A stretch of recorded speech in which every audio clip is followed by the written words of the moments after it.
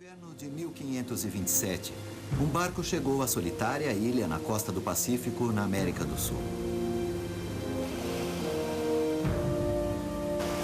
Ele tinha vindo resgatar um esfarrapado bando de desesperados que tinham estado procurando minas de ouro no desconhecido. Seu líder era um velho conquistador chamado Francisco Pizarro. Pizarro ainda acreditava que em algum lugar ao sul havia um mundo não descoberto. Mas seus homens agora estavam fartos das promessas dele. Eles só queriam sair dali. Ele é um açougueiro, é um selvagem. Tirem-nos do inferno desta praia. Então Pizarro se levantou, ele pegou a espada e desenhou uma linha na areia. Amigos e companheiros, disse ele. Este lado da linha é o perigo, a morte, a fome, o abandono. Este lado da linha é o conforto, a segurança. Aquele lado da linha é a volta para o Panamá e serão pobres. Cruzem para este lado e serão mais ricos do que jamais sonharam. 13 deles cruzaram a linha. Foram chamados de os Gloriosos 13 e eles iriam participar de um dos eventos mais incríveis de toda a história. A conquista de um império que até aquele momento era desconhecido de todo o mundo. O Império dos Incas.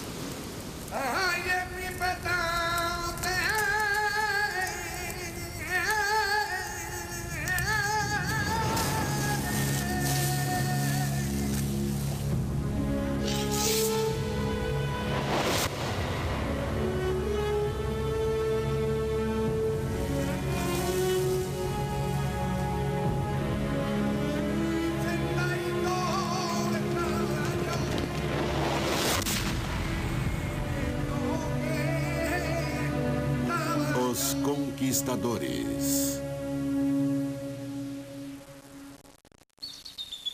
A conquista dos Incas.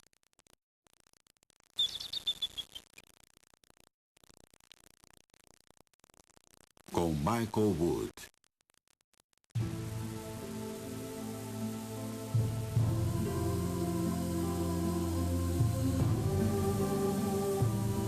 Diferentemente dos europeus, os Incas ainda viviam na Era Sagrada. Para eles, o sol era Deus, e todos os dias eles adoravam sua primeira aparição, vindo da severa noite andina.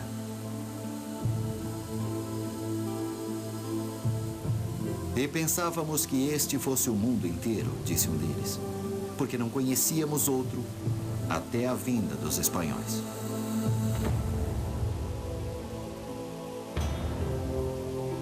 Em 1532, Pizarro voltou ao Peru com um pequeno exército privado.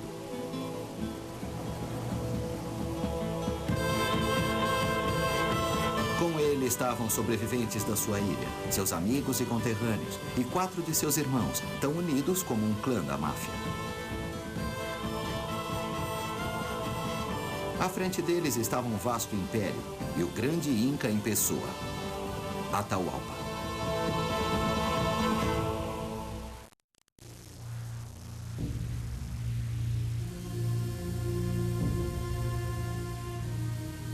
Estradas como esta ligavam o império por quase 5.000 quilômetros do Equador até o Chile. E através de seus mensageiros, Atahualpa podia receber notícias de Pizarro todos os dias. E toda noite, o Inca ficava sabendo em qual dos seus incontáveis abrigos à beira da estrada Pizarro descansava.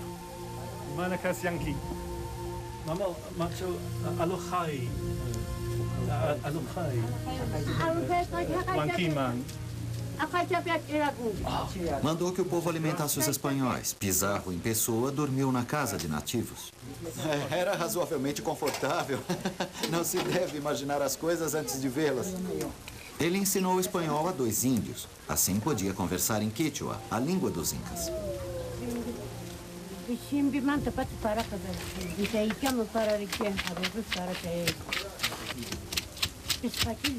E naquelas noites, os espanhóis tiveram suas primeiras impressões desse grande estado e de seu povo.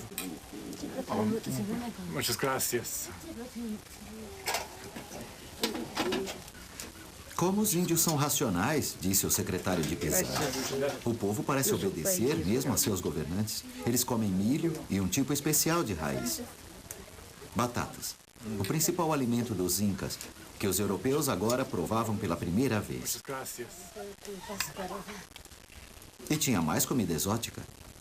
Uma velha história inca conta que nos tempos antigos dos incas houve um período de fome em que as pessoas morriam e nas rochas descobriram esse pequeno roedor peludo, bom de comer, e isso a salvou. Só o comem durante festivais especiais, festivais religiosos, coisas assim. Hoje eles estão preparando porque tem um convidado estrangeiro.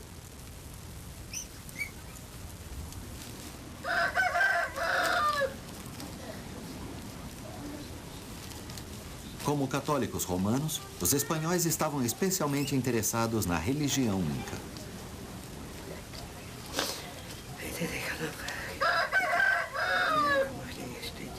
Os incas reverenciavam seus ancestrais e os espíritos da montanha, como fazem até hoje. Mas os espanhóis viram a religião deles como adoração ao demônio. E Pizarro usaria isso como justificativa para a sua guerra de agressão, para salvar as almas dos incas.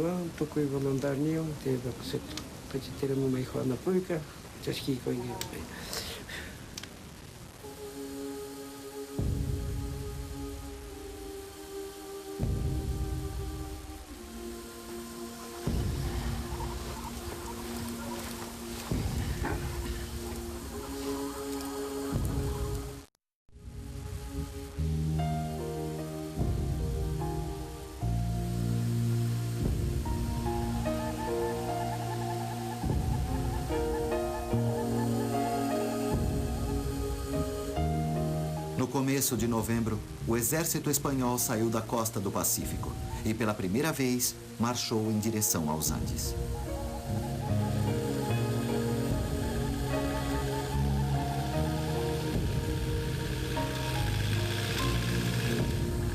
A estrada subia até a cidade de Cajamarca, onde Pizarro tinha ouvido falar que Atahualpa estava acampado, à distância de uma semana de marcha.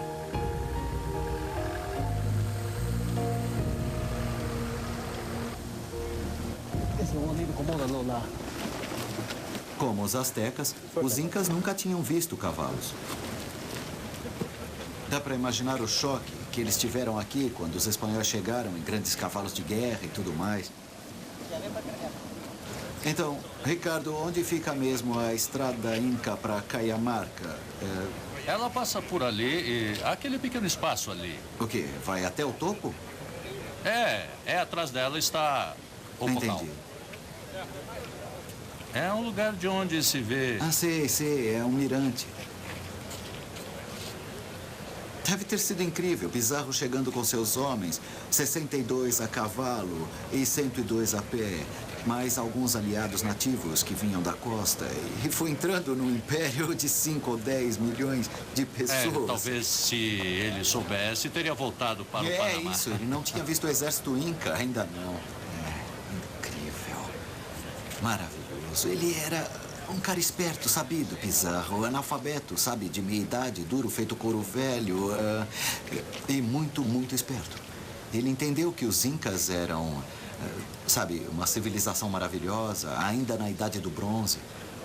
As armas de fogo podiam mais que as espadas. Então, venceria qualquer batalha.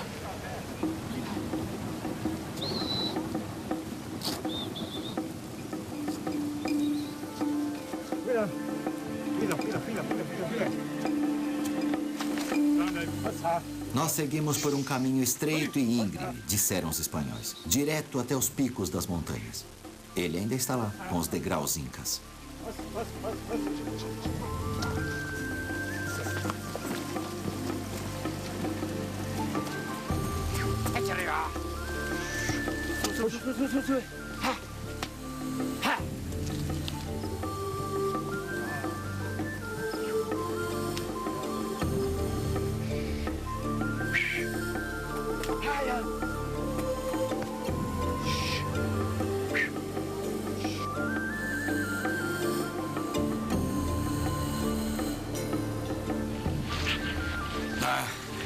Olha só isso.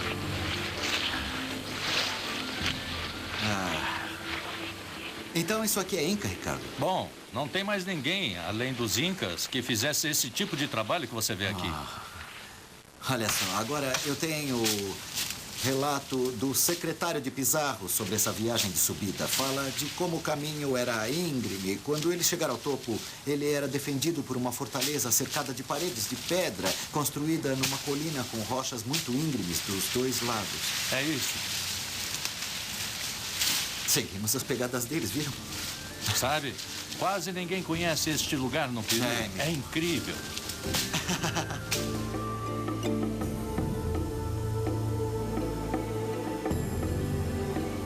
Os espanhóis estavam vendo coisas que jamais haviam sido vistas por outros. Os últimos momentos de um mundo intocado desde a aurora da história.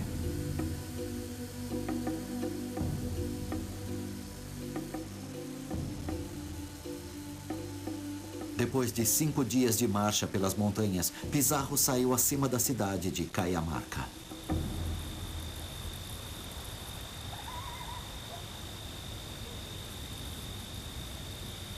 As fogueiras do inimigo naquela noite eram uma visão terrível, disseram os espanhóis. Como um céu brilhante e cheio de estrelas. O exército de Atahualpa tinha um efetivo de 30 mil homens.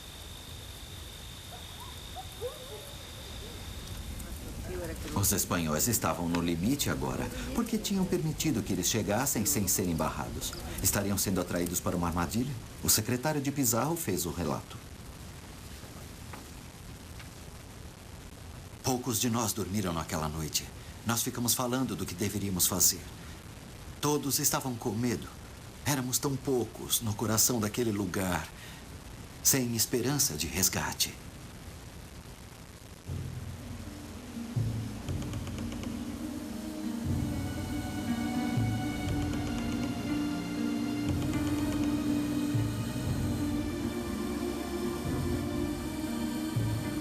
O Inca Atahualpa estava visitando a fonte de águas quentes nos arredores da cidade.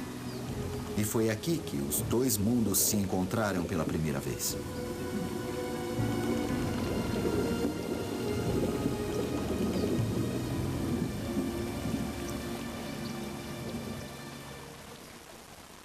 A comitiva de frente dos espanhóis disse a Atahualpa que Pizarro gostava muito dele e que lutaria por ele contra os inimigos.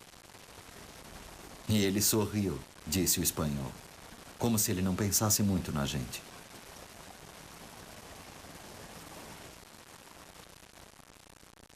Atahualpa disse a eles que poderiam ficar na cidade. Os espanhóis tiveram um mau presságio quando entraram na cidade. Ela estava vazia.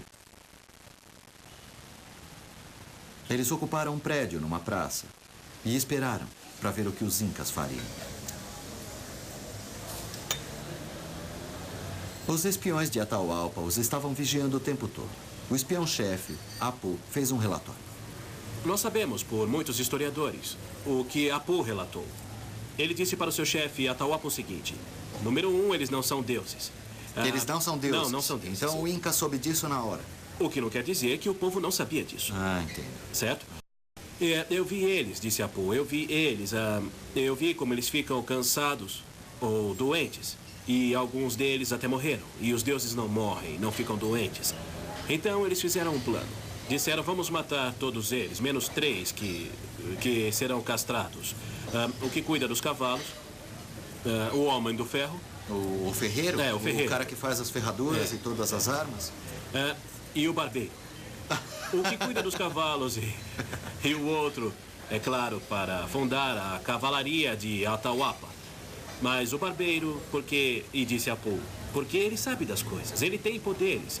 Filas de pessoas entram em sua barraca, cansadas, realmente bem sujas. E quando elas saem, vi que estão rejuvenescidas, frescas, limpas e com a pele lisa como a de um bebê. Atahualpa queria comer Pizarro no almoço, mas Pizarro o papou no café. Naquela praça, enquanto as horas passavam, os espanhóis ainda esperavam. Vou dizer uma coisa, disse um deles. A gente estava morrendo de medo.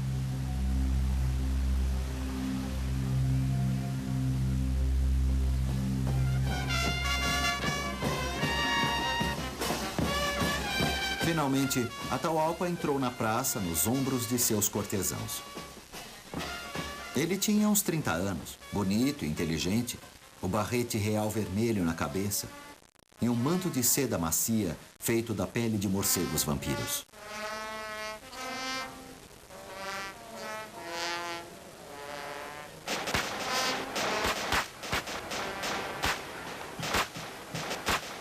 É engraçado do que as pessoas lembram nesses momentos de muita tensão. Os espanhóis guardaram a canção alegre com que o povo o saudou. Ela ainda é cantada hoje em dia, em festivais nos Andes.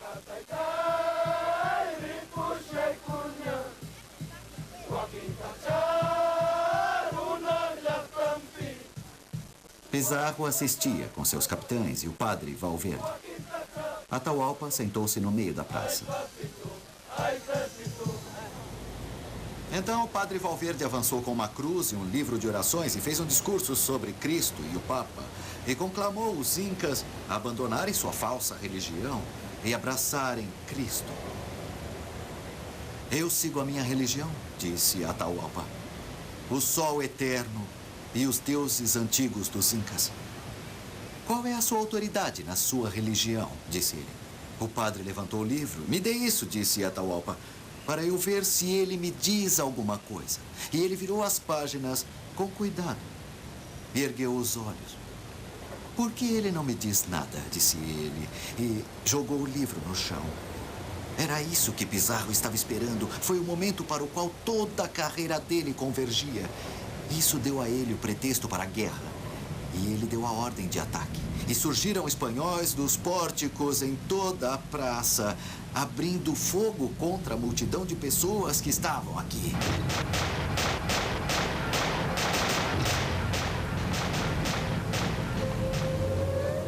As lanças e espadas dos incas não eram páreo para as armas e o aço espanhol.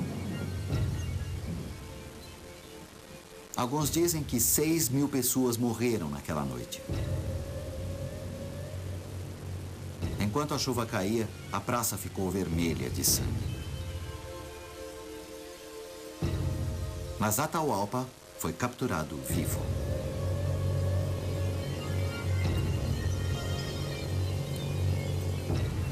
Eles o levaram acorrentado para uma prisão ali perto. Ela ainda existe. E agora, Atahualpa fazia uma oferta espantosa para resgatar a si mesmo. Se eles o libertassem, ele encheria a sala com ouro.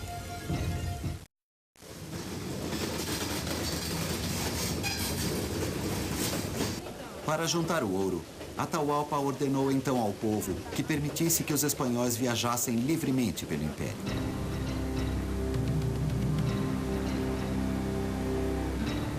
E os espanhóis saíram para a maior incursão de pilhagem da história. E por que Atahualpa fez isso? De acordo com o Amampoma, o Inca nunca havia visto os estrangeiros como uma ameaça, mas agora ele achou que se entregasse o ouro como tinha prometido, Pizarro simplesmente iria embora.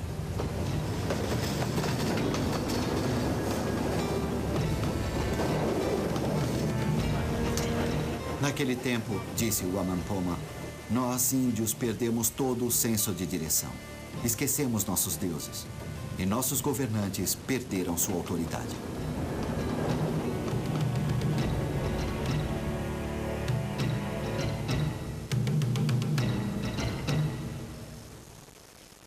Então, os homens de Pizarro atravessaram o Peru pilhando os maiores santuários das Américas.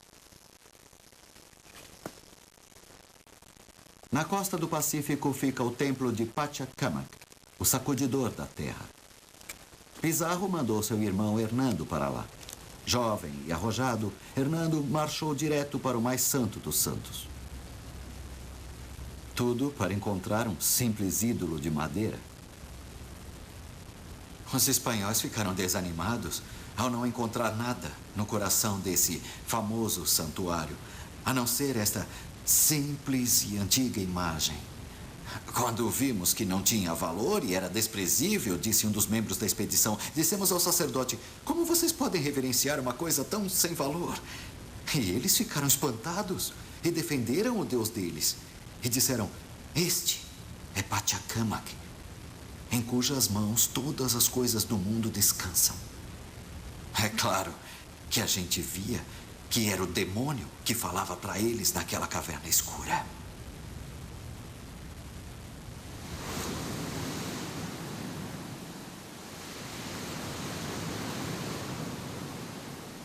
Mas os outros templos do Peru eram literalmente cobertos de ouro.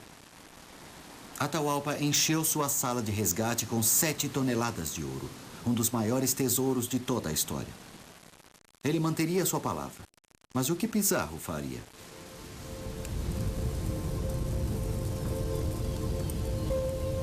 Pizarro levou Atahualpa a julgamento por traição. O júri, os irmãos e amigos de Pizarro.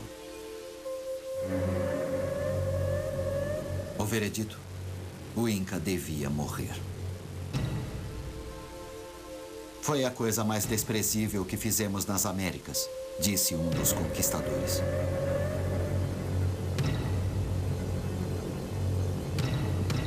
Nos Andes, o povo jamais esqueceu.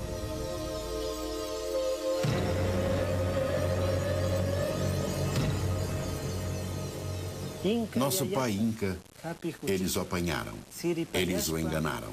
Eles o mataram. Ele tinha o coração de um puma, a esperteza de uma raposa.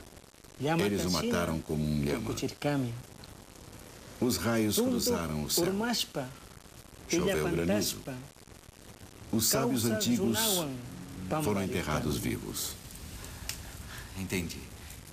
Pumas Xanguan é El Coração, o coração de um puma, sim. E a Matashima, eles o mataram como um lhama.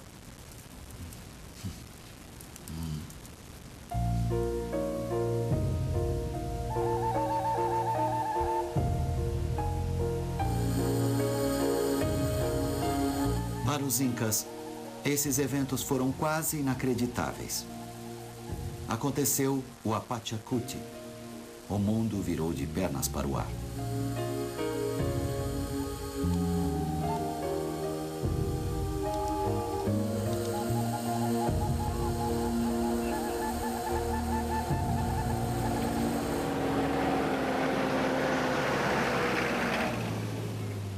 Pizarro agora marchou com seu exército em triunfo para o sul, na Estrada Real Inca, mais de 1000 quilômetros para a capital do Império Inca, Cusco.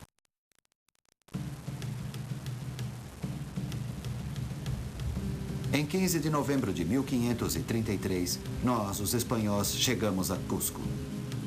Era uma coisa maravilhosa de se ver. Nenhum prêmio se igualaria a isso. As ruas eram largas, os palácios perfeitos, feitos de blocos antigos. Era a cidade mais rica de todas as cidades índias. Fundada pelo primeiro Inca e refundada em 1533 por Francisco Pizarro.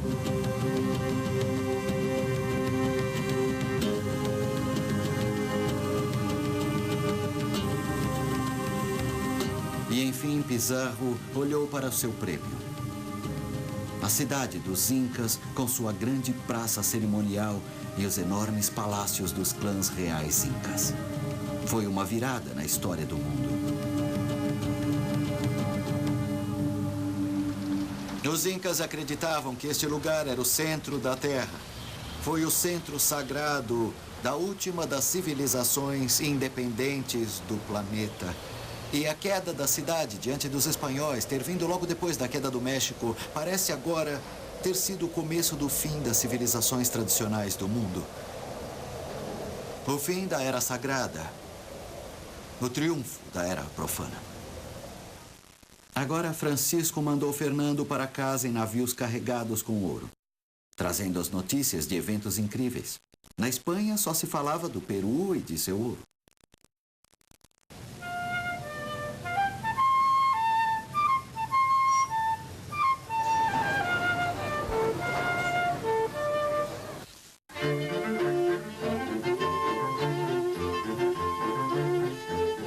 Inca estava maravilhada. Os espanhóis foram para o Peru numa corrida do ouro.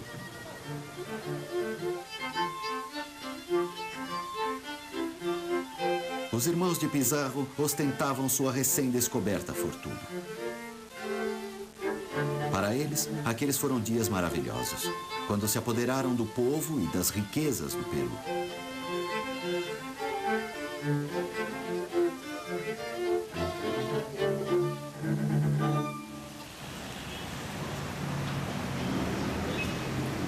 Para ganhar a simpatia do povo, eles nomearam um rei comandado, o meio-irmão de Atahualpa, Manco. Um rumor de descontentamento rondava Cusco e o boato de uma guerra de libertação se espalhou. Manco reuniu seus líderes num encontro secreto. Talvez ele tenha acontecido no Templo Inca do Sol, que ainda existe dentro de uma igreja em Cusco. As palavras de Manco foram registradas por seu filho, Titu Cuzi. Eu reuni vocês aqui, disse Manco, porque agora todos sabemos claramente quem são os estrangeiros. Não são pessoas de valor enviadas por Deus, são filhos do demônio. Já suportamos milhares de insultos, eles nos trataram feito cachorros enquanto juravam ser nossos amigos. Agora, eu quero que vocês enviem mensageiros por todo o país e reúnam todas as suas forças para nos reunirmos todos aqui em Cusco daqui a 20 dias para atacá-los. Cuidem para que os barbudos não saibam nada sobre isso. Vamos matar até o último deles. Então, talvez, nós possamos acordar desse pesadelo. O plano de Manco era um ataque simultâneo em todo o Peru. Acima de Cusco, um grande exército inca se reuniu nas colinas. Os espanhóis estavam cercados. Isolado em Lima, Francisco Pizarro mandou frenéticos pedidos de ajuda para o México.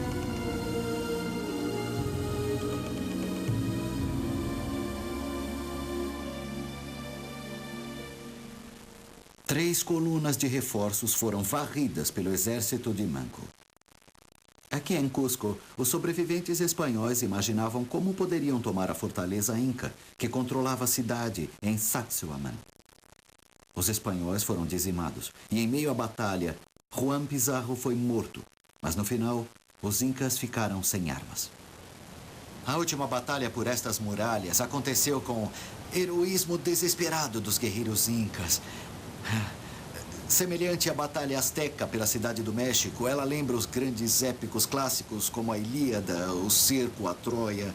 O último dos grandes heróis incas, dizem, ficou em pé nestas rochas, armado com uma espada europeia, afastando os espanhóis, matando gente do lado dele que chegasse a pensar em se render aos espanhóis.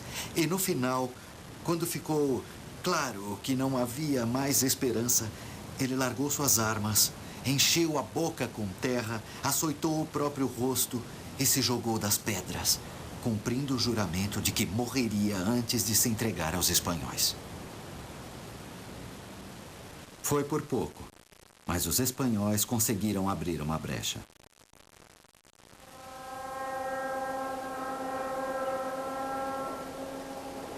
Os Pizarros agora iniciaram uma severa retaliação contra a população civil, mulheres e crianças que ajudaram o exército de Manco. Uma fuga em massa se seguiu daqueles que puderam ir para o norte, para o Vale Sagrado.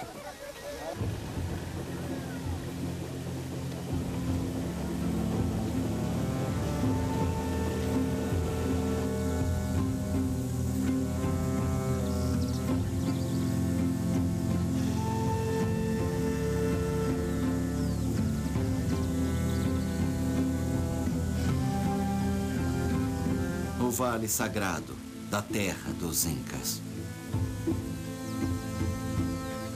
Aqui eles construíram os mais belos palácios, com enormes terraços para cultivar milho e folhas de coca.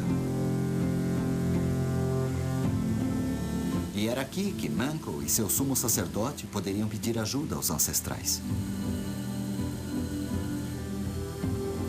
No Machu Picchu, as múmias dos incas mortos poderiam ser retiradas de suas câmaras mortuárias para saudar o sol. Os olhos dos mortos arregalavam-se como em vida, com a vista dos picos sagrados.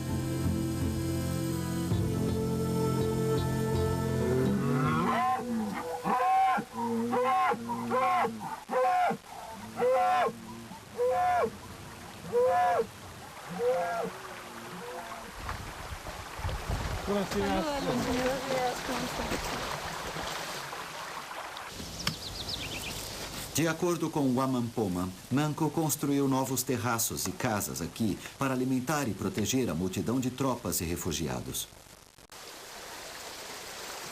Ainda dá para ver isso em Ollantaytambo, que é o lugar onde ficavam as casas e os canais de água.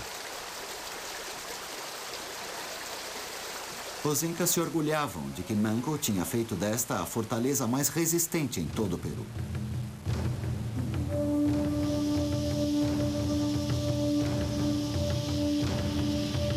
E foi aqui que os Pizarros iniciaram seu próximo ataque. Eles abriram caminho pelas estreitas ruas da cidade.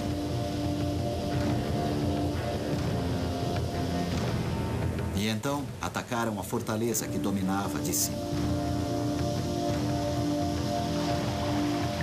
Os espanhóis agora mandaram destacamentos militares para cima, tentando ocupar as rochas acima da fortaleza.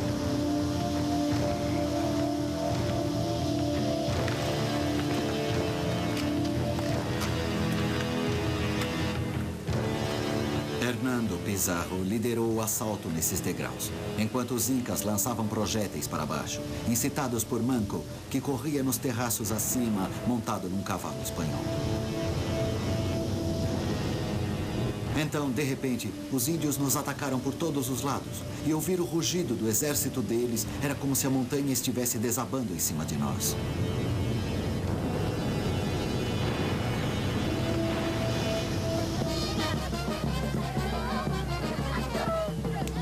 Pela primeira vez, os espanhóis foram derrotados numa batalha intensa. Mais um dia e nós teríamos matado todos eles, disse Tito Cusi. Os homens do meu pai gargalhavam com a debandada dos espanhóis. E como nós celebramos nossa vitória.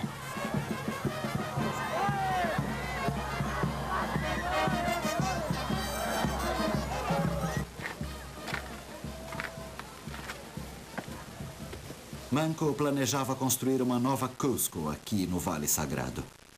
Ele até construiu uma grande câmara do conselho, onde foram esculpidos os pumas reais. Com esses monumentos, ele esperava ser lembrado para sempre, disse o Waman Poma. Mas Manco sabia que colonizadores espanhóis estavam chegando ao Peru todos os meses. Em um ano, Manco percebeu que ele teria de ficar bem longe do alcance dos espanhóis, nas selvas do lado mais longe dos Andes. O Peru seria dividido. Deve ter sido um momento doloroso para o jovem Inca.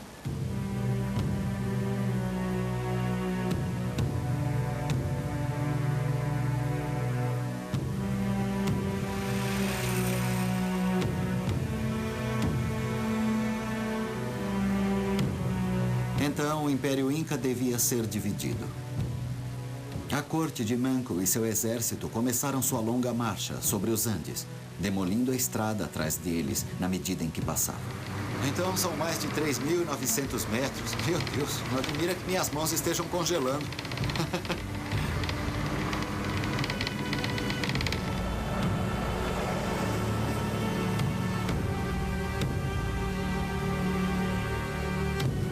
Mas mesmo assim, os incas sonhavam que um dia poderiam voltar.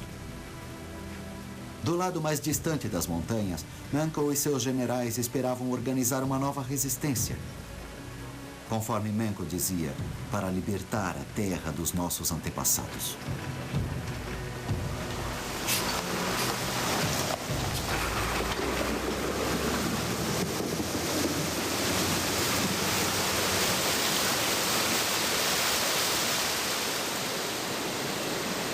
Manco destruiu a ponte de corda aqui em Chauli. O rio deveria ser a divisa entre os dois mundos. Mas os Pizarros não perdoavam quem se opusesse a eles. Gonzalo Pizarro agora se preparava para caçar Manco. A linha de retirada de Manco o havia levado a uma selva distante, escondida em Vilcabamba, a cidade perdida dos Incas. Com ele, Gonzalo levou 300 dos conquistadores mais durões, mais do que seu irmão havia levado para Cajamarca. E nós nos preparamos para segui-lo. Bueno. O primeiro estágio da nossa caminhada, seguindo as pegadas de Pizarro, nos levou através do Planalto Deserto, até o último dos caminhos mais altos em direção à Amazônia. Manco havia fugido para o canto mais longínquo do mundo Inca para criar seu novo reino.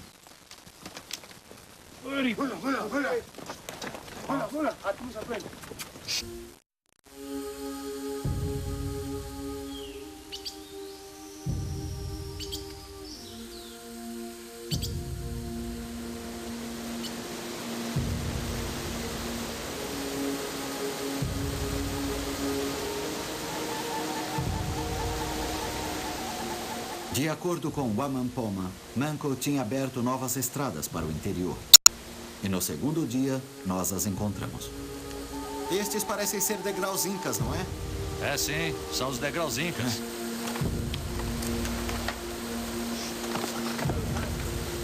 Eles parecem estar bem preservados por aqui. É, estão sim. Pizarro sentiu o cheiro de sangue. Não podemos falhar em pegar Manco agora, ele disse, vivo ou morto. Mas ele estava confiante demais. De repente, blocos gigantescos caíram da cordilheira acima da trilha, se despedaçando. Manco tinha armado uma emboscada.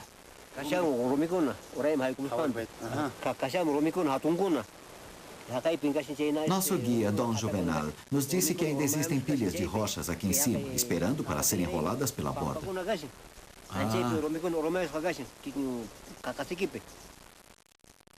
36 conquistadores foram mortos. Gonzalo foi forçado a fugir e esperar reforços antes de ousar prosseguir.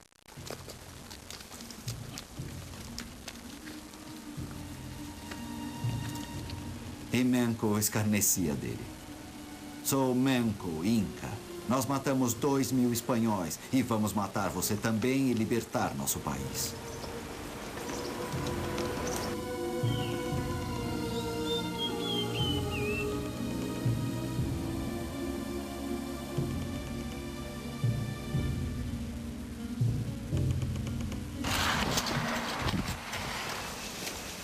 No dia seguinte, descemos através da neblina para a úmida floresta tropical.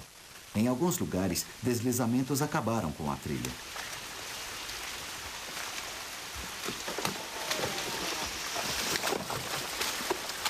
Essas condições devem ter baixado o moral até dos mais endurecidos conquistadores de Pizarro.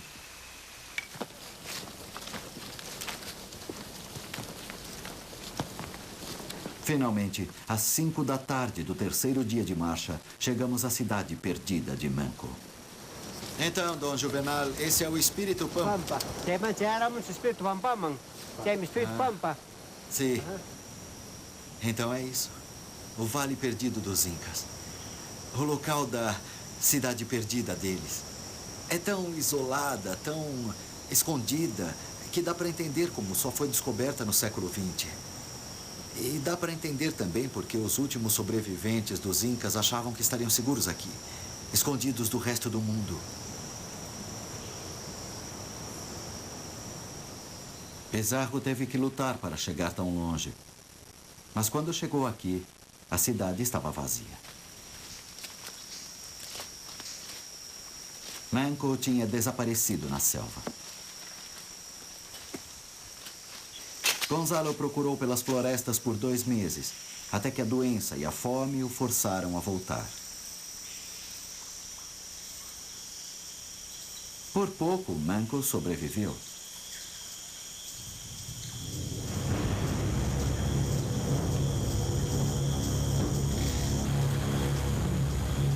Em sua fúria, Pizarro se vingou. Mandou matar a mulher de Manco com flechas e colocou-a no rio, boiando em uma cesta para ser encontrada pelos Incas. Manco ficou dominado pela dor, porque a amava muito.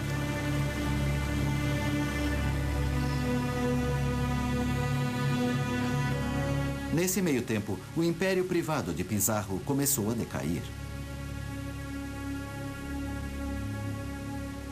Como todas as famílias da máfia, os Pizarros tinham feito inimigos cruéis. Numa cena digna de o poderoso chefão, o velho Francisco, descobridor e conquistador do Peru, foi assassinado pelo filho de seu primeiro sócio.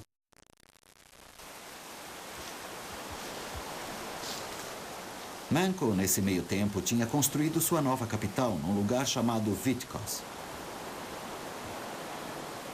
É fantástico. Lá está o rio Vilcabamba. Os espanhóis descrevem este lugar como sendo uma montanha alta, com vista magnífica da província de Vilcabamba. E em cima, dizem, tinha uma área bem plana, onde construções majestosas e suntuosas foram erguidas com grande habilidade e arte. E mesmo desta distância, você pode ver as ruínas. Manco governou aqui por 7 anos. Os espanhóis agora estavam lutando entre si e Manco acolheu inimigos de Pizarro. Mas havia uma recompensa pela cabeça do Inca. E no final, eles o pegaram. Isso é tudo o que resta do palácio de Manco. Aqui estão os belos pórticos esculpidos que os espanhóis mencionaram.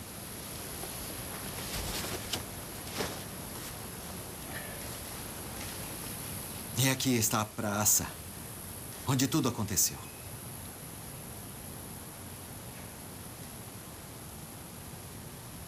Manco estava começando a jogar um jogo de atirar ferraduras com seus convidados espanhóis. Era um jogo de que ele gostava muito. E o filho dele, Tito Cusi, conta a história. Meu pai ia jogar, disse ele, quando um dos espanhóis o esfaqueou pelas costas. E meu pai tentou se defender, mas tinha 7 deles e ele estava desarmado e eles o esfaquearam e ele caiu no chão. E eu queria defendê-lo, disse Tito, mas eu só tinha 9 anos. Eles viraram para mim e fiquei apavorado e corri para o mato. E apesar de me terem ferido a perna, eu escapei. Mas meu pai foi morto.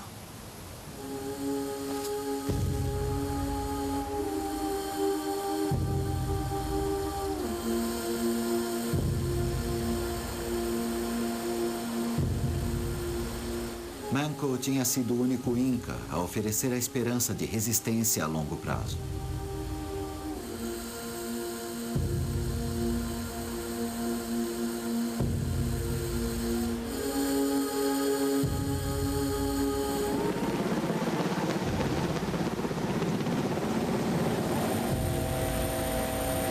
Então, o Império Inca terminou.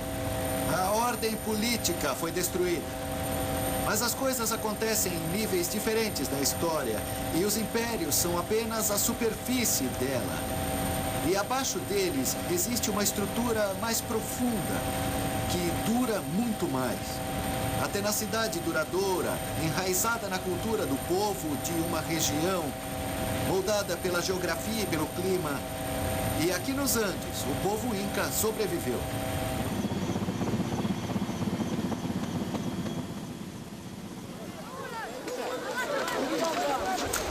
Por quase 500 anos, o povo dos Andes ainda reverencia os espíritos ancestrais dos Incas.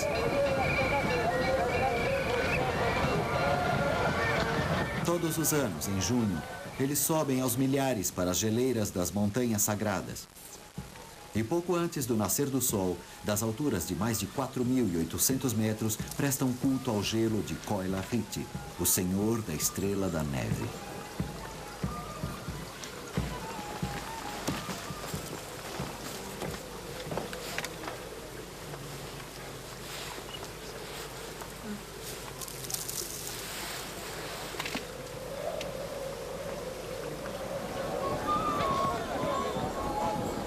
E logo após, como seus ancestrais incas, o povo saúda o sol nascente.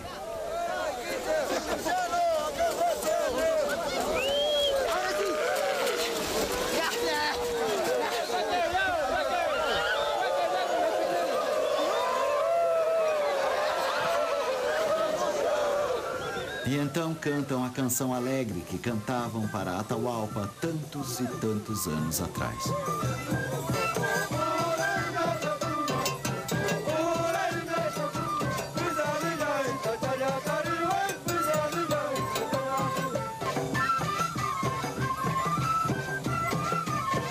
Quando o último Inca morrer, disse o velho Francisco Pizarro, o povo vai se cansar de resistir e vai aceitar nosso domínio. Mas a conquista ainda não acabou.